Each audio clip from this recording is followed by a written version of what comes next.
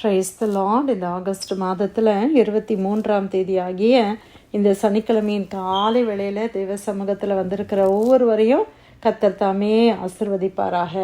இந்த நாளிலும் நம்ம தியானிக்கிற தேவனுடைய வார்த்தை பரிசுத்த வேதாகமத்தில் ஓசியா தீர்க்கதரிசியின் புஸ்தகம் 14ஆம் அதிகாரம் 9ஆம் வசனம். Hosea chapter 14 verse 9.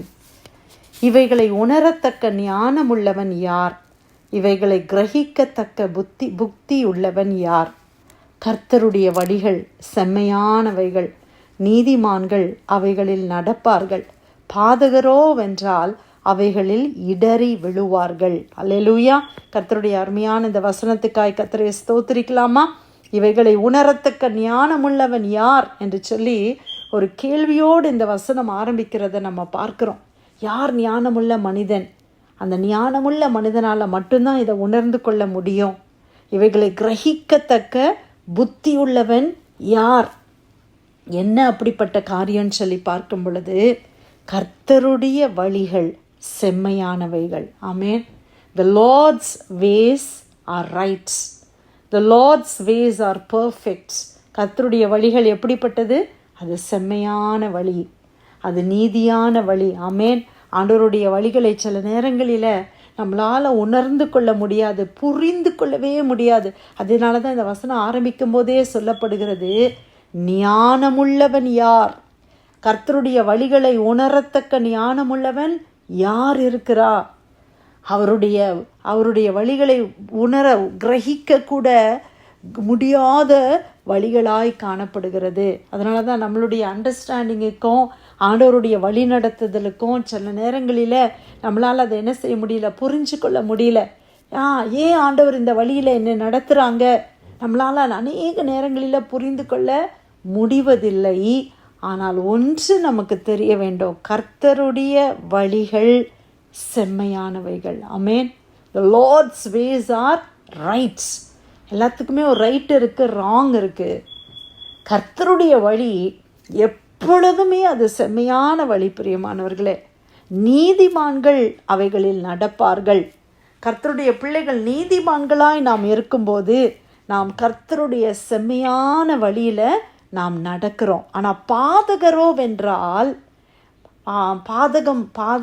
பாதகர்கள் என்று சொல்லும் பொழுது துன்மார்க்கர், பலவிதமான காரியங்களை, தீமையான காரியங்களை செய்கிறவர்கள் அவைகளிலே இடறி விழுவார்களாம். ஆமென்.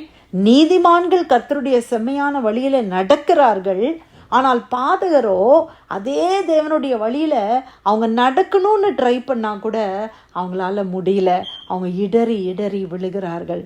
இன்னைக்கு நாம் நடக்கிறோம். ஹல்லேலூயா. கர்த்தருடைய வழியில் நம்ம நடக்கிறோம். அது செம்மையான வழி, அது நீதியான வழி, அது நம்மளை ஜீவனுக்கு ஏதுவாய் நடத்துகிற ஒரு வழி. ஆமென், ஆமென். அதற்காக கர்த்தரை ஸ்தோத்திரிக்கலாமா? மனுஷனுக்கு செம்மையாய் தோன்றுகிற வழி உண்டு, அதனுடைய வழி, அதனுடைய முடிவு மரணம் என்று பார்க்கிறோம். ஆனால் தேவனுடைய வழியில் முடிவு என்னது? ஜீவன். ஆண்டவராகிய இயேசு கிறிஸ்து 2 வழிகளை குறித்து நமக்கு சொன்னாங்க இல்லை? ஒன்று குறுகலான ஒரு பாதை, இன்னொன்று நல்ல நேஷ்னல் ஹைவே மாதிரி இருக்கிற இன்னொரு பாதை.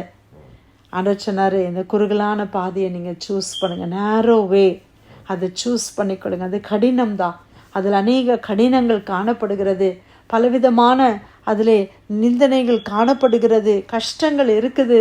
ஆனால் அதனுடைய முடிவு ஜீவன், அது செம்மையான ஒரு வழி. ஆமென்.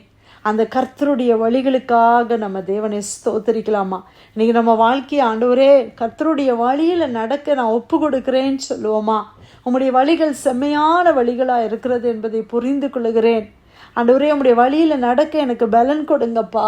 உம்முடைய வழியில் நடப்பதற்கு அநேக நேரங்களில் சோர்ந்து விடுகிறேனே. ஆண்டவரே, எனக்கு நீங்கள் உதவி செய்யுங்கன்னு சொல்லுவோமா? ஆண்டவருடைய வழிகளிலே நடக்க கர்த்தர் நம்மளை அழைக்கிறார்.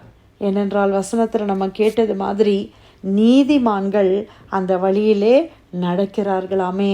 அப்படியாக நாமோ ஆண்டவருடைய வழியில் நாம் நடக்க வேண்டும். ஹல்லேலூயா. ஓசியாவின் புஸ்தகம் 14ஆம் அதிகாரம் 9வது வசனம். இவைகளை உணரத்தக்க ஞானமுள்ளவன் யார்? இவைகளை கிரகிக்கத்தக்க புத்தியுள்ளவன் யார்?